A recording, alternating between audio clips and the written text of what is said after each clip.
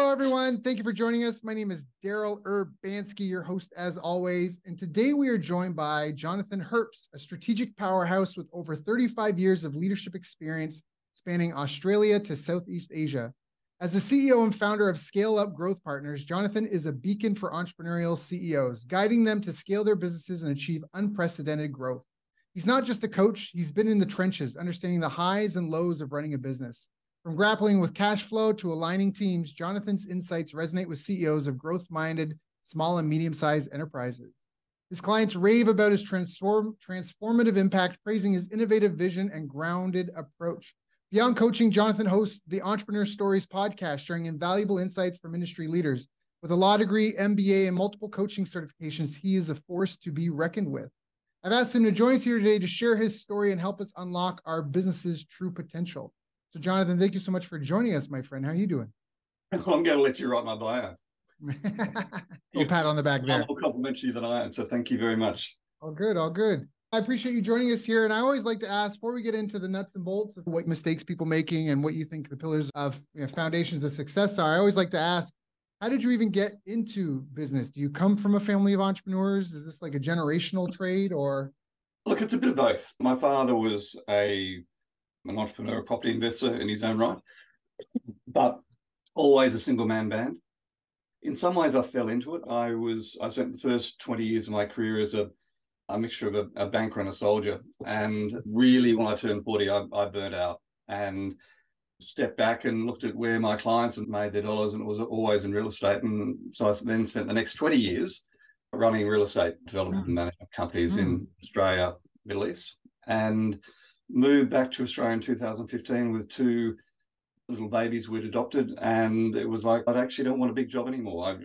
I fell into into coaching and coaching CEOs, and I've been doing that since 2017. Yeah, I think real estate, I won't pretend to be a real estate guru, but I've spoken to enough people with the show, and it sounds like real estate is actually the real estate business is very transferable to business, because just the buying and selling of a rental property is almost like buying and selling a business in a lot of respects, in terms of due diligence, how it operates as a service, essentially, when it's a rental property. And so there's a lot, even legally, a lot of that transfers over to the business world. Would you agree with that, or? Yeah, no, absolutely. And the other thing about real estate, if you're a mum, dad investor, phenomenal. But if you're running a real estate business, it is a business. Right. I've run in my company's teams from 12 up to 3,000. Yeah, they're serious businesses. Yeah, fair enough. Yeah, 3,000. You must not like sleep. So what were some of the greatest challenges in your business career, and how did you overcome them? Look, I think boredom is one of the key ones for me. I know that sounds an interesting way to start. And it's interesting with founders that they tend to be the same in my experience. So understanding what my unique ability is, that's a term I get from a guy called Dan Sullivan, who runs strategic coaching. Yeah. And Toronto, Canada. Yeah, Dan was my coach for a number of years. And so understanding my unique ability, what am I really good at, and what do I love doing? And then focusing myself there and surrounding myself with other people who have different unique abilities.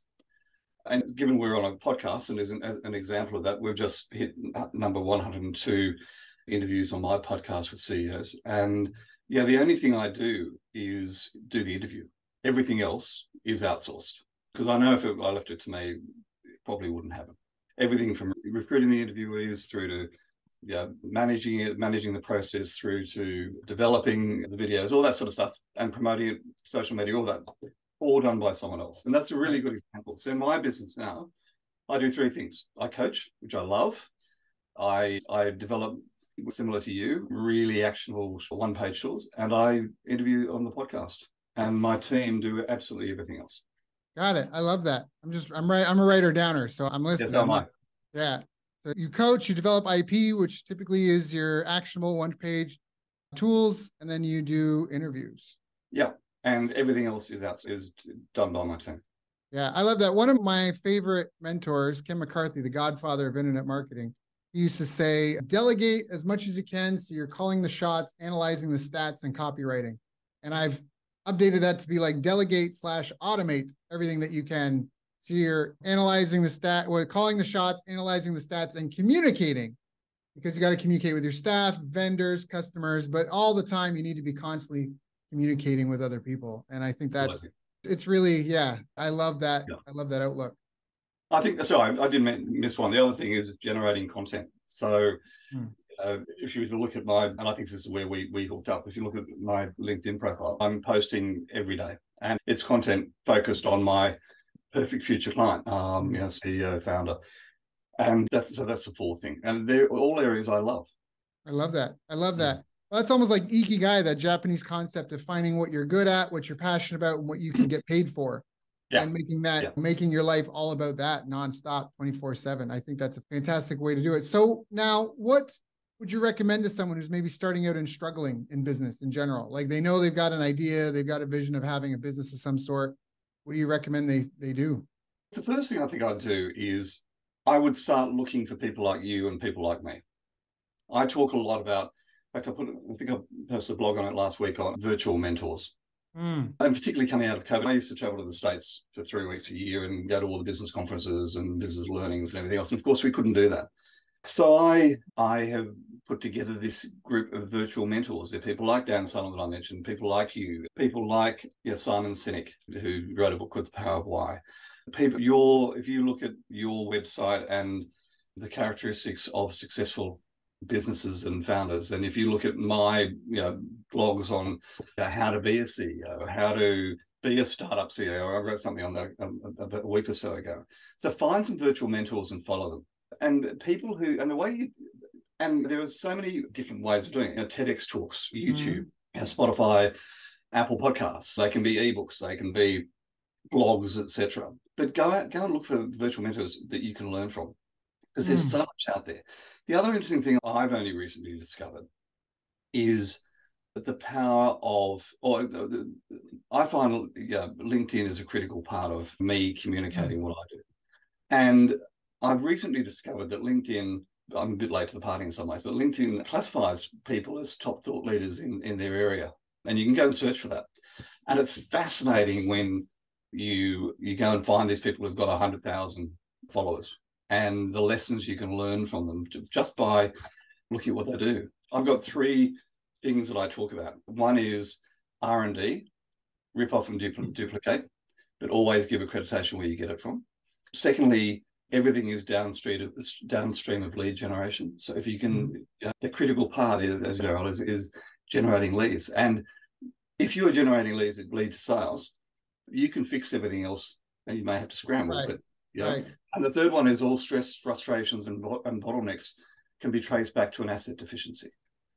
So when I say building IP, writing every day, that's about building assets, which some people have asked me to build a course around my stuff. I'm not sure that I'll do that. One day, you never know. I love that. So R&D, virtual mentors, R&D, everything is downstream of lead generation, and all stress, frustrations, and bottlenecks can be traced back to an asset deficiency. I'm looking down because I've got 4 post-it notes attached. Well, I agree with that, because a lot of people suffer because they are missing a process in place, or the process is broken, or they don't have a person in place, or processes and people. Essentially, your point about automation. Right. Automation. So one of the things I've learned, it's a hard lesson that's been learned. Some rules are written in blood. You really have to make sure it works before you automate it. Otherwise, all you garbage in, garbage out. So you can automate a lot of things. It doesn't mean it's going to make you any more successful. And it can actually cause way more problems. That is absolutely true. But crawl, walk, run. And I think that's a really important one. But I love, and when you talked about finding a virtual mentor, you then went on to talk about books and podcasts and TED Talks. I almost wanted to interrupt, because I think there's a place and time, and obviously we've all gone through those. But I love that you talked about a virtual mentor, because we have 2 people that are trying to win a gold medal. They both want to go to the Olympics, win a gold medal. And one guy, or they're guys, whatever. And one guy's in a garage with a buddy, and they've got all these tapes, cassettes, books, TED Talks, YouTube videos, and they're going to figure it out. And on the other side, you have someone who has mentors who have been there, done that, and are personally accountable because they've been compensated. They've been paid money. There's often that bartering. Hey, I'll do you a favor, you do me a favor, but then there's no accountability. When you pay someone money, I am paying you money for this result. When you get a mentor, there's money that's been put to get something done.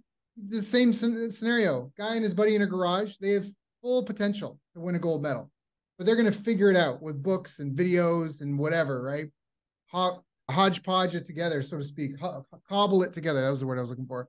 And you've got the other one that has like a board of virtual mentors. People have been there and done that and will be there to guide the process. And who's going to get there? They both could get there. Who's going to get there with less heartache, less setback, less injury? And I just thought that was look, great. You're spot on. There's a story, I forgot his name. He co-wrote a book called 10x is easier than 2x. And he talked about his son, and his son was a very good tennis player. And the question he asked his son was, do you really want to go all the way in tennis? And he said, yes. And he said, who's the best tennis player in our state, tennis coach in our state that has the track record of getting people to the US Open? And the point he made was, if you want to make substantial change, go and find the person who can help you do that. And people pay me a lot of money to be their coach. Why do they do that? Because I was going to say old grey hair, but old no hair. Run multiple companies, countries, small, large, made pretty much every mistake in the book, studied it all for many years, and they pay me to accelerate what they're doing. They pay me to hold them accountable. They pay me and they pay me a lot of money. I hold them accountable. A cheerleader, an accountability partner, a teacher, all of those things. But when it comes down to it, I can accelerate, which is what you do. I can accelerate their progress dramatically. Oh, 100%. I mentioned before this call, we just got a new puppy. And we're training them, but I'm also going to hire a trainer because I can do it and I can watch YouTube videos, figure out, or I can just pay someone some money and go, hey, bring me this dog back when it can do these 5 things. Yeah, the point with that, though, Daryl, is, and I agree with you, but at the end of the day, the person that has got to be trained is you, your wife, and your daughter, and your staff in the house. I say that because you're in the Philippines, so you could very well have help. Yeah, I remember I raised a guide dog puppy at one stage and had him for 10 months. And the trainers came out to train me to train the dog. Yes. It's like having children. It's setting that example. Oh, yeah, 100%. I did a 6-week thing for my dog I had previously before she was kidnapped and eaten in Vietnam. But I fully get that. But the point there is saying that it's an accelerant. It's an accelerant. Exactly right. Yeah, we can't undo the training that's done. But it's an accelerant in the sense that I'm going to have the expert come. He's going to help make sure that one, like you said, the family's going to be trained, our helpers are going to be trained, and then also that the dog is trained. And that's what he comes in to do versus us hobbling through it together. Some of us getting ahead of others and some of us falling back. We're all going to achieve a certain benchmark in less time, with less heartache, less effort, and just get on with our lives and enjoy having this beautiful little. Agreed. And that comes back to that. Yeah, you start your business. Go look for those virtual mentors because there's very little new in business. Most of it's done by, a lot of it stems back to a guy called Peter Drucker and Jim Collins. If you go to those two and read their books, you'll get pretty much every business lesson you need. I love that. So what specific skills or behaviors do you believe are important to improve and develop? I think in my practice, I coach 3 things. I coach CEOs and founders. So I coach them personally. I coach them in leadership, and then I coach them and their leadership teams in actually growing the business. One of the things about founders is it's one of those interesting things. It's the shiny object syndrome. As an entrepreneur, and you tend to follow that new thing. So one of the things I look at very quickly once we've got making sure we've got the revenue in place is a lot of the time put a chief of staff or a chief operating officer in place so that the founder can be the visionary and they've got someone who can make it all happen behind them. So it's getting the founder to understand what is their unique ability, what is it that they're good at, and then how do we then retrofit behind them a leadership team to actually fill in all those gaps. It's the thing about founders, they're all immersed in the business, and how often do people sell the business or retire and die within a couple of years because they've got nothing else in their life? Coaching it's making sure that I coach on basis we're building a self-managing company that can work without the founder if they choose. Yeah. It's about getting the founder in a position they can take 3 months off and actually taking 3 months off, and the business just keeps powering without them. Yep. Yeah. It's about coaching them as a leader. Many founders, when they're growing the business, you start by doing everything the critical thing about growing a business, and it's fascinating. Yeah, the numbers are in America, Mexico, Europe, and Australia, only 0.4% of companies get over $1 million in revenue. That's a staggering number if you think. So the critical part, and it's all about how many staff you have, because staff add complexity. So you need to learn how to be a leader to manage your team. And part of that is knowing when to actually grow the team. All the stats out there say that, I don't know how they get this number, but the best number of staff to manage direct reports to you is 4.6. Now, it's an average. But yeah, if you've got, as I was talking to a potential client the other day, 20 staff reporting to them, you'll never work on the business. You're stuck in it forever. And that's not why we have businesses. We have a business to generate a sale sometime down the track or to generate cash in the meantime. That's really why we have a business.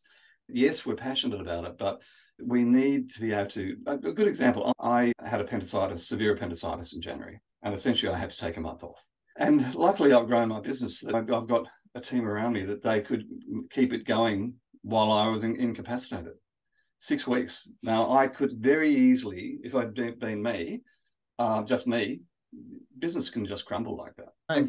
Same thing when you've got everybody reporting to you. So it's teaching them to become a leader, and then growing the team. And how do you scale a business? And I think there are four key areas there. It's the strategy, it's the execution, the processes, the systems, all of that. It's the people, making sure we've got the right people on the bus doing the right things. They're A players. And finally, you've got enough cash to support your growth. It's actually it's not that complex, but it is hard, if that makes sense. Right. Yeah. It's I say that, but paid advertising is very easy to understand. It's a very simple process, but it's very hard to get to work. Yeah, and right. I've never got that. But if you can get it to work, it's what changes a mom and pop shop or a local brand to become nationwide and oftentimes international, because they figure that out. But it's an easy process to explain, but it's hard to accomplish. That's even like fitness, right? Yeah. Eat plants and protein. That's it. Just plants and protein. If it has a food label, it's not food. Real simple. Plants, protein. There's no food label on the carrots, on the chicken, on the broccoli, the celery. There's no food labels on those. On the walnuts, no food label. Plants, protein. Get enough protein, eat all you need of plants, and then exercise. And everybody knows this, but it's hard. It's hard. How do you, but kids, but my Netflix series, but it's easy, but it's hard. If the doctor says an apple a day will keep the doctor away, that's easy to do, but it's also easy to not do. And so it's almost like you're saying, but you can explain it easily, but actually going through it's almost like that Man in the Arena by, who was it? One of the US presidents. I just had a brain fart. But the idea is that it's not the critic who deserves the praise. It's the man in the arena, like mired in dirt and blood. That's where you really need a coach as well, because it's tough when you're playing the game to see yourself as you're in it. You're so in it. Absolutely. And look, I'll give you another interesting example, because I know you've got, how old is it your daughter? Yes, she'll be 5, but she acts like she's 16. So is she I've got a 9-year-old daughter. You have no idea what you've got coming at you. But I'm already digging holes and polishing my gun, so it's in preparation. Sorry. So I recently, one of my virtual mentors is a guy called Dan Priestley he's a co-founder of a company called Dent Global. Okay. And he recently did a blog or a video webinar thing on how to raise entrepreneurial children. Oh, I'm all. And it's so totally left field, but I listened to it and it was fabulous. So in the break, it was a 90-minute thing, 245 sessions. I go out to the family who are having dinner and said, we're changing this whole concept of chores. You guys aren't going to get paid. My kid's 9. You're not going to get paid for doing chores because that's just part of being a family. We expect you live in the house, you're going to do certain things. Help out. Not paying you for that. But I'll tell you what I am going to do, because my son is not a reader. Here's what I'm going to do. I'm going to give you dollars for pages. So dollars for pages read. Anyway, by the time I went back, listened to the other 45 minutes and came out, he's got a book and he's reading a book. And that's for parents out there. And if you think about this from an incentive program, incentive focus for businesses, incentivize the people. Yeah. Based on your expectations. So for my son, Doug, I haven't actually given him any cash yet. He came out last night with his pile of David Walliams books. He's read 6 David Walliams books. But what we do now, every Saturday morning, my wife goes to yoga. Me and the kids, we go into town. We go to the bookshop. They choose a new book because they generally read a book every week now, which is just extraordinary. We then go breakfast with Dad, pancakes at their favourite coffee shop, and they have quality time with Dad. They have pancakes, get a new book, and it's totally changed the way they think and the way they act in such a positive way. I love that. And then I've got a blog coming out next week on this. Then how do we translate that into business? Incentive programs that actually work for the people and potentially individualized. I love that. Yeah, talking about incentives. For example, one of my clients I'm partnering with, they're getting a phone team set up here. And it took me some arguing with the CEO, but I was like, let them go home early.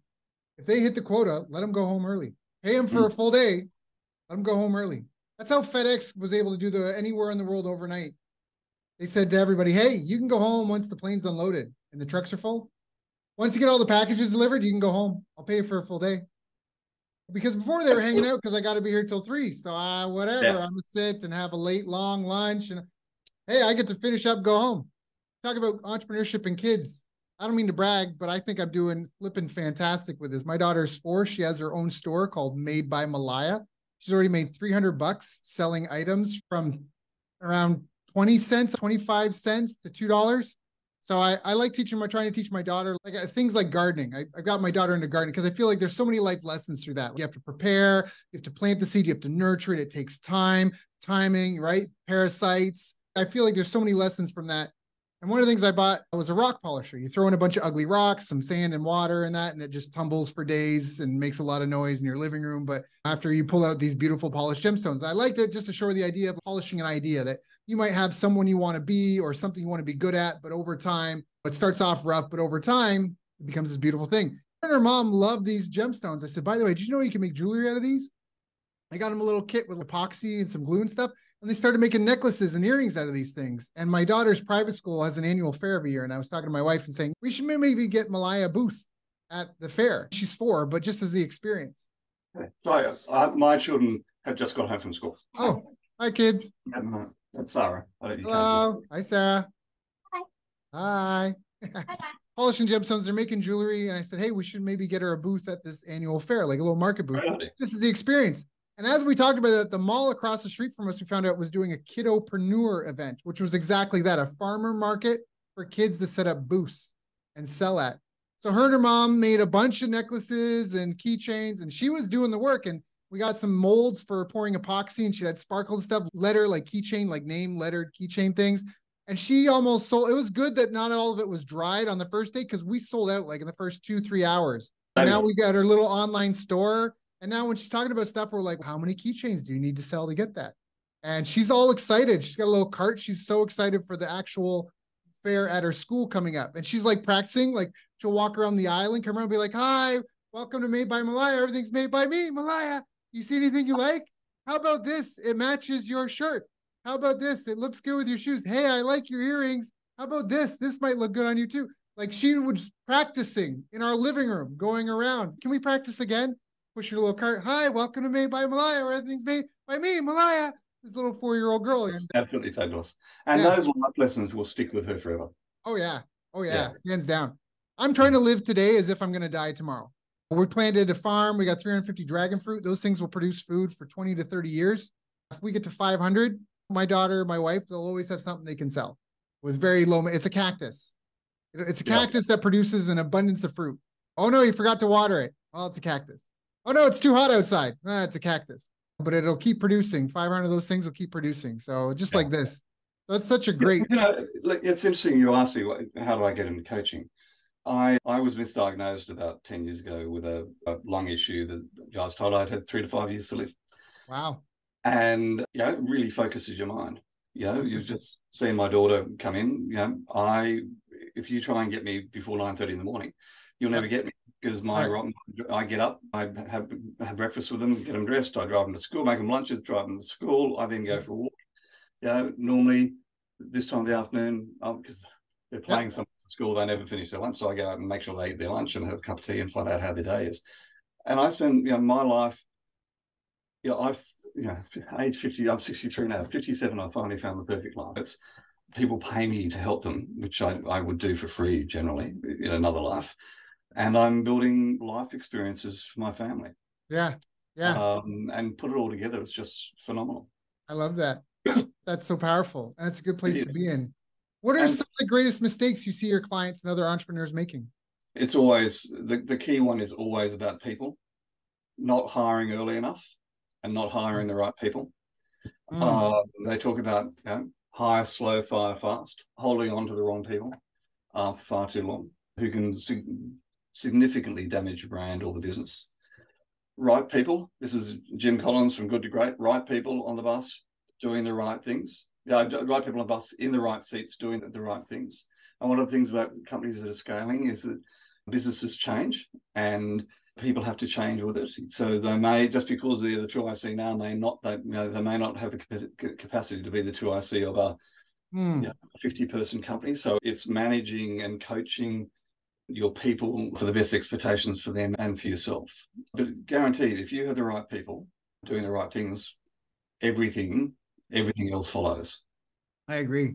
I think that's a really, really good lesson. Are there any habits that you feel have helped you and your most successful clients on the path to success? Oh, look, I've always been a forever learner. I'm always looking, the virtual mentors, I'm always looking for that extra bit. There's books upon books. A lot of it's about rhythm, getting the right rhythm in place. As an example, my team is spread all over. I've got 2 VAs in virtual assistants in the Philippines. I've got my video editor is in Ukraine. I've got another VA in Ukraine. I've got my bookkeeper is about 10 miles away from me. So I think I'm a virtual team about 11, I think it is now. Having the right rhythm so that they've all got the direction they need is critical. And then building the processes so that they can actually do what you want them to do. Systematizing any business is critical because it's the only way you can get out of it. And it's the only way that the business can grow. I agree. I ironically said that I had a call this morning with Michael Gerber. All right. Well, the gets revisited. That's where it all starts from. Yeah. Work on your business, not in your business. People that don't know that Michael Gerber, stay tuned. New interview coming soon. And where do you think things are going? Obviously, we're in a phase of flux geopolitically, global economic conditions are changing. A lot of people, myself included, feel there is an unelected body of individuals and agencies that have a particular agenda, it would appear. What do you see coming down the pipeline? What are you trying to keep your finger on? What do you think the audience maybe needs to pay attention to as well? There's so much we can't control in the world. We've just had a referendum in Australia about the rights of our Aboriginals and Torres Strait Islanders, our Indigenous people, and I was distressed at the outcome of that. But the reality is I can't do anything about that. Actually, I can. So I've reached out. A friend of mine is the Chief Operating Officer of an Aboriginal health service in Broken Hill, which is in the centre of Australia. So I reached out to her yesterday and said, I can't do anything about the result, but what I can do is find a group of Aboriginal business owners and coach them pro bono. So I'm in the process of going through that, trying to find a group where I'll put a pro bono coaching package together. I just think there is so much going on. And number one, if you look at what's happening in Israel and Palestine at the moment, is a classic example of where Hamas is a horrendous terrorist organization. And something has to be done about them, particularly what they did 2 weeks ago. But having said that, not all Palestinians in Gaza are terrorists. And how do you bat? Two-way street. Yeah. And it's a two-way street because it is an occupation. It is undeniably an occupation. It is a difficult thing where true Judaism would be to put the guns down. I don't think there's anything going on in Judaism that permits what's happening over there right now. And as you mentioned, there's bad actors, 100%. Absolutely. So what can I do about that? I can go and pick up a gun and join the fight, which I was trained to do, but am I going to? No. If I was advising business owners at the moment and my clients, a lot of it is about focus on what you can do and focus on your business. Because recession, pandemic, war, we can't affect those. But what we can do is make our businesses work better, look after our teams better, look after their families better, have the right culture. Right. And do your little bit. I've got one of the things I have in my business is the 1% pledge. 1% of our time, 1% of our revenues, we donate. I love that. So interesting enough, that 1% pledge works really well with this looking for Aboriginal corporations that I can help. I love that. I love that a lot. Yeah, I don't know if I mentioned or not, but in 2020, when everybody was arguing about the science, the man that raised me worked in applied physics and geology, and I've helped businesses make a couple million, a couple hundred thousand, but I've also had clients almost go bankrupt. I had one client, we took her business from 1.3 to 2.7 million, and the IRS almost took her out because her accounting for around $1 million wasn't enough for a couple. And for me, it was like, oh, there's more to it than just marketing and sales. And so and this is years ago, but then when the pandemic hit and everyone was arguing about the science, it made me stop and think, well, what does the science have to say about business success? I think I know. I have some ideas. What does the research say? And I hired 10 assistants to help me go through 50 plus years of academic literature, all the studies we get our hands on, hundreds of thousands of studies. And we mapped out all the factors these studies said they proved. And then what we did is we tried to look at the signal to noise, the most common factors. And we found 8 critical success factors or categories. And they were self-efficacy, market intelligence, strategic planning, marketing strategy, sales strategy and skills, money management, business operations, and business intelligence. And everything fits under those, from cybersecurity to meeting rhythms to hiring plans, legal compliance, your Twitter profile, your social media marketing plan. All of that fits under those 8 categories. And one of the things that we did, we actually did find a 9th category. Big shocker. There was a 9th. And it was government and economic conditions. You can have a friendly government or a hostile government. You have a good economy or bad economy. But what we discovered was exactly what you said. As business owners, all we can do is focus on the things that we can control. We're not going to change the government by ourselves. We can get involved. We can have discussions, facilitate that, right? We can empower others with as much as we can, give back, develop the community as much as we can. But ultimately, as business owners, we can only focus on the things that are within our control. That's so right. I just wanted to put that out there because I think that what you said is really powerful. And I love that you have a feeling about a cause. And so you're personally getting involved. You're not abdicating responsibility. You're taking on personal responsibility and going, look, the government's not going to do it. So I'm going to step in and do what I can to do my part. And I think that is fantastic. I love that attitude, that mentality. I really do. Thank you. But, Daryl, you saw maybe a little bit of a glimpse of that. Our children are adopted. Right. From Ethiopia. But my wife and I when we were adopting, we took 18 months out and worked in places like Cambodia and Ethiopia, working with Australian charities, helping them restructure, and going to places like Poi Phet on the Thai-Cambodian border, which is the child trafficking center of the world. You realize you can't change it all. Right. You can do. So we have an ongoing gifting program to a number of charities in those countries that are specifically targeted at children. Yeah, we can't fix it all, but we can do our bit. Oh yeah, 100%, 100%, 100%. Yeah, I think that we need to move towards a world of more personal accountability. I think wars should be fought and funded by the people who want them, as opposed to wars being fought by young men who don't know each other, by 4 old men who do. I think this is back asswards. It should be funded and fought by the people who want them. And we need to come back to the values of meritocracies and personal accountabilities and get rid of these victim mindsets and the pandering to everybody. I think we need to ensure that we get rid of systemic racism and that as best as we can. But the free market's the best system that we've had because markets are unknown and unknowable. And it's hard to know how many people are in market for something, but everyone can acknowledge excellence. And in a true meritocracy, the most excellent are the ones that win and get right. That's what people buy. And we all know situations, whether it's our calling and waiting on hold for our cell phone or our internet provider. We hate monopolies because they don't treat us well. They become these massive conglomerates that just betray us and not either betray us or they're just so slow and inefficient. We need as small as government as we need. Politicians, once upon a time in a galaxy far away, back in the age of Star Wars, the most evil thing in the galaxy was still a politician. So I just think that's where I stand on that. We need government, we need governance, but we don't need big ones. And I think that what you're talking about is getting involved. People getting involved is critically important. Seeing the issues for themselves. I think that's so valuable and so important. And it goes back to your conversation about the way you're raising your daughter. That's where it all starts.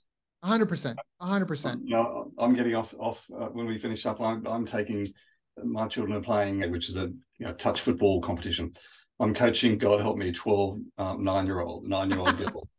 But it's about teaching leadership skills. I love that. I love that so much. And I do want to be respectful of your time. No, look, no hurry. No, just. No, I know. This has been a great call with a ton of information. I've got a page of notes here. People may want to listen to a couple of times. Is there anything that I haven't asked you about that I should have asked you about? I think you've covered an enormous amount, Daryl. No, look, I can't think of anything, but look, follow me on LinkedIn. People will get everything they've missed, they'll get from there. Yeah, okay. So is that the best place for them to follow if they want to know more? Yeah, look, jump on my LinkedIn profile. They can get everything about me, contact details, and okay. Yeah. So if people want to learn more, you can go sign up actually as a free newsletter as well on LinkedIn. You can find Jonathan Herps, JONATHANHERPS.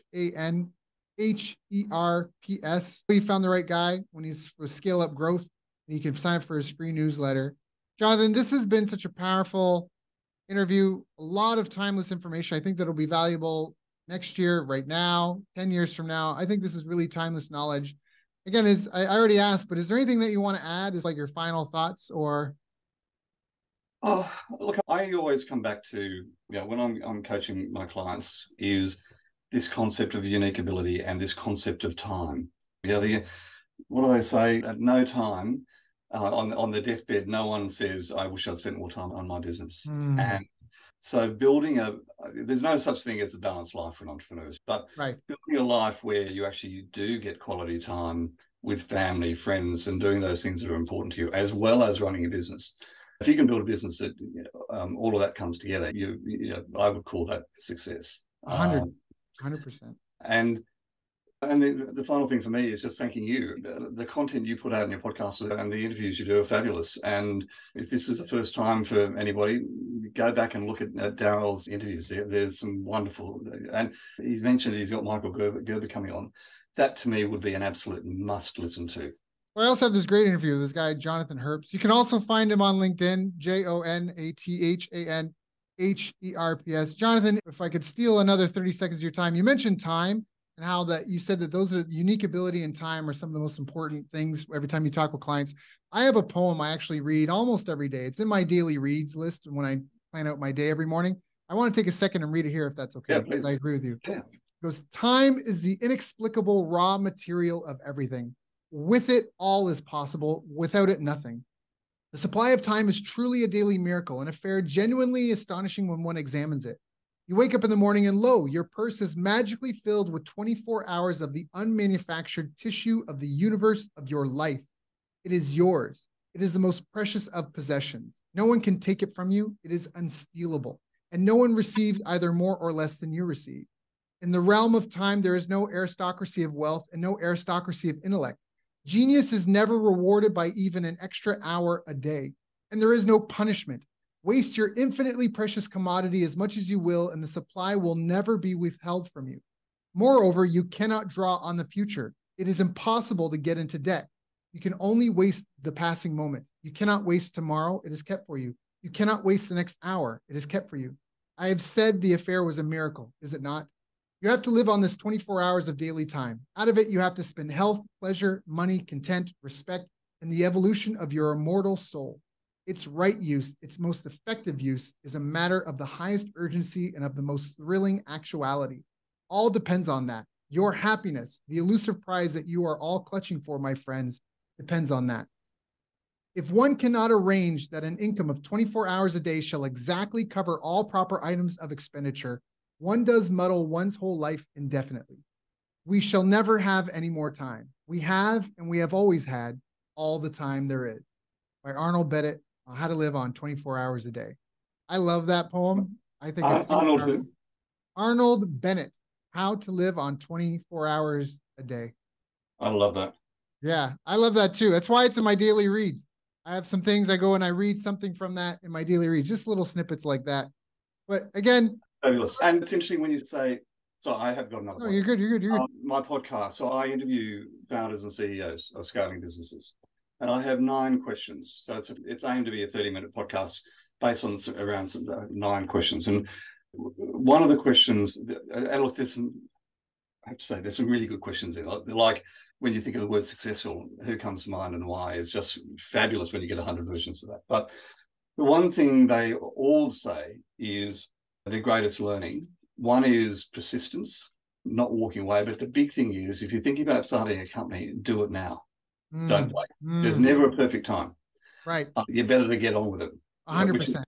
Totally related to the time thing. 100%.